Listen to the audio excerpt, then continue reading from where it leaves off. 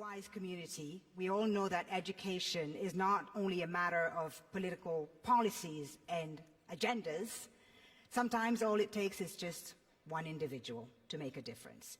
Some of the greatest changes and social movements of our time were in fact initiated by individuals who felt compassion, who felt courage and dedication to bring about change in the lives of those who need it the most.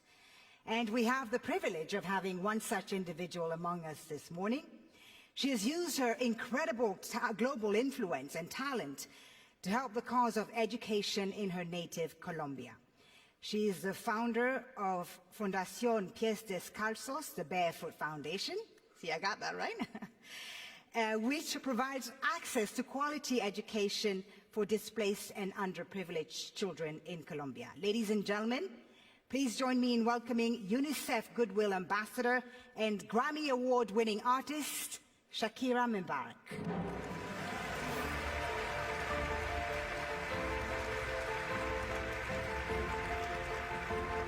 Thank you.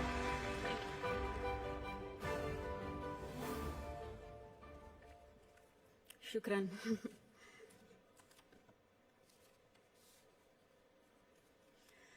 Good morning, Your Highness, Excellencies, friends and colleagues.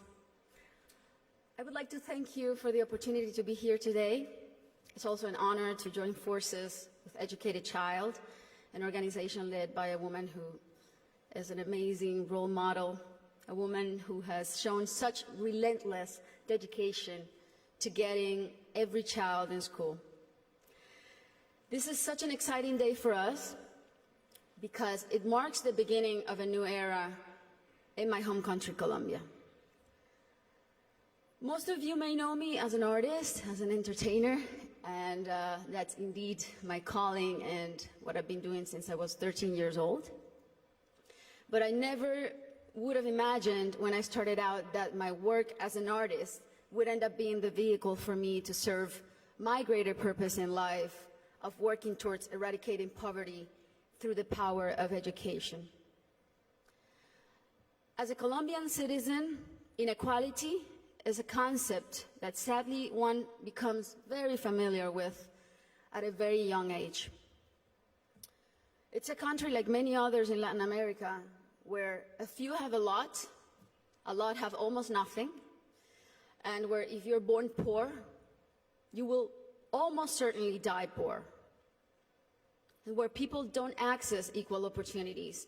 And because of that, generation after generation after generation live trapped in the same vicious cycle fed by prejudice and inaction.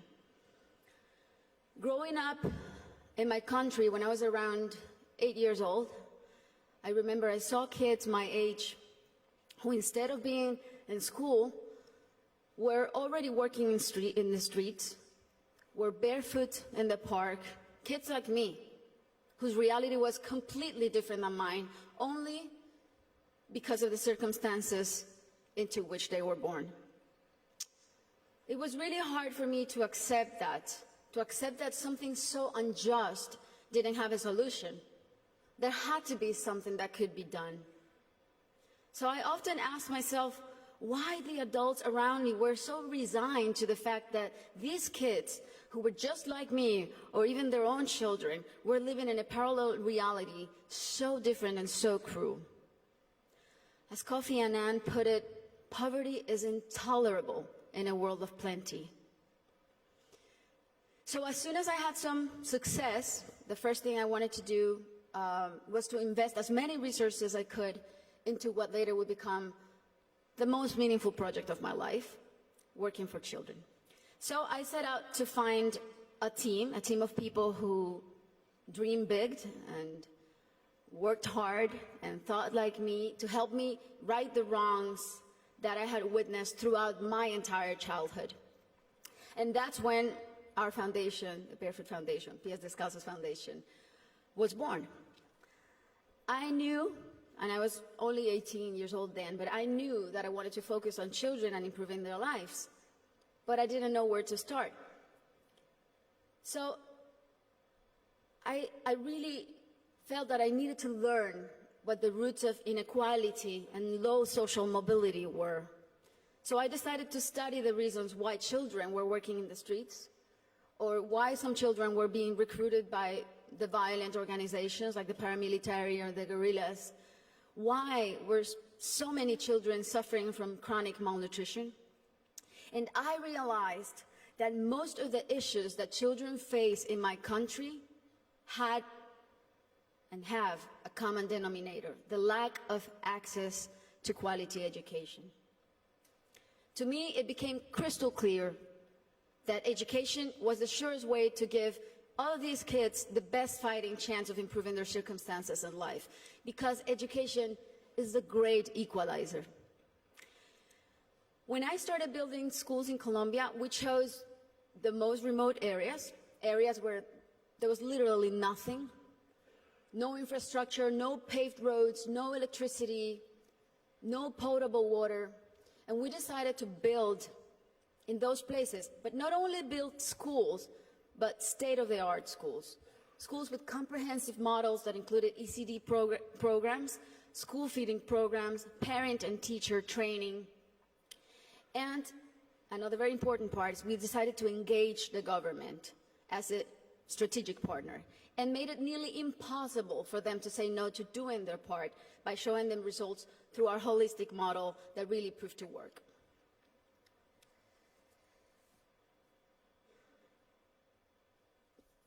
We noticed that as soon as a school is built in those places, everything is transformed. The improvements to the infrastructure were jaw-dropping. Electricity, potable water were made available, made accessible. Roads were paved. Malnutrition plummeted. But the best part of all is the academic results.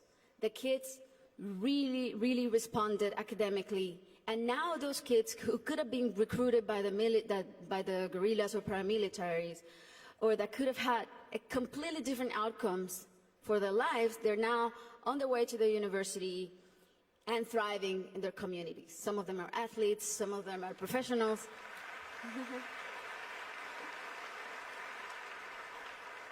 That's why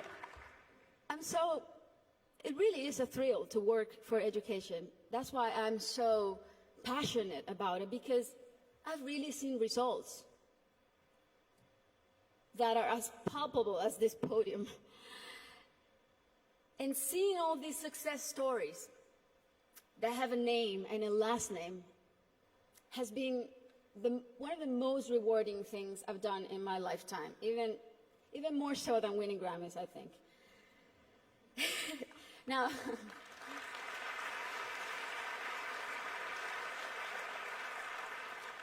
that said, our work is far from being done. Many developing countries are still rife with inequality and internal conflict, and there are a lot of kids who still need to be reached.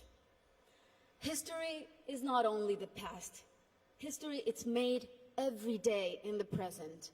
And what matters now is how we go forward and how we fix what's wrong. And that is the real challenge. This is the goal of the SDGs and what people like Her Highness and myself and so many more of you who are adamant about achieving are here for. Facts don't lie, and numbers show what an incredible return on investment a quality education provides. For instance, if all students in low-income countries left primary school with basic reading skills, 171 million people could be lifted out of poverty. Systemic change often begins from the bottom up rather than the top down. The government must take responsibility, and we should all put as much pressure as we possibly can, but the rest of all, the civil society, should also do their part. What we have discovered, both at PS Descalzos and Educated Child, is that many times only one single barrier to entry, such as no access to transportation or basic needs like a functioning bathroom, can prevent a kid from attending school or even put them at risk of dropping out.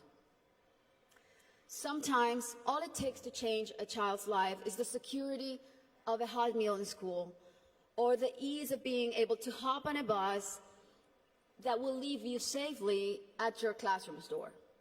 It's as simple as that. And these are simple interventions, and they don't cost a lot. The biggest effort really is in mapping the communities, in going door to door, searching for the out-of-school children, talking to the parents, talking to their families. Giving a name and putting a story behind these children is the first step to start rewriting their story. Over the next 3 years, we pledge to get 54,000 kids who are out of school or at risk of dropout into the educational system. Ultimately, more than 295,000 people will benefit from this project, including children, teachers, families, and community members. New schools and classrooms will be built. School kits and uniforms will be distributed. Children will be enrolled in school, feeding and transportation programs. Teachers will be trained in strategies and in how to identify those students who are at risk so they can receive psychosocial support.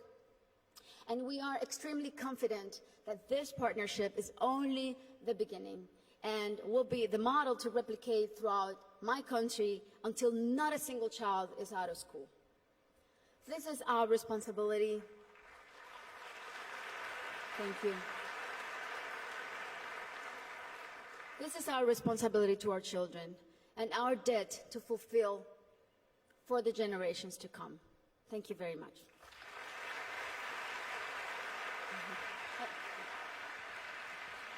Thank you so much, Ms. Shakira, for that impassioned speech. Thank you for speaking from the heart.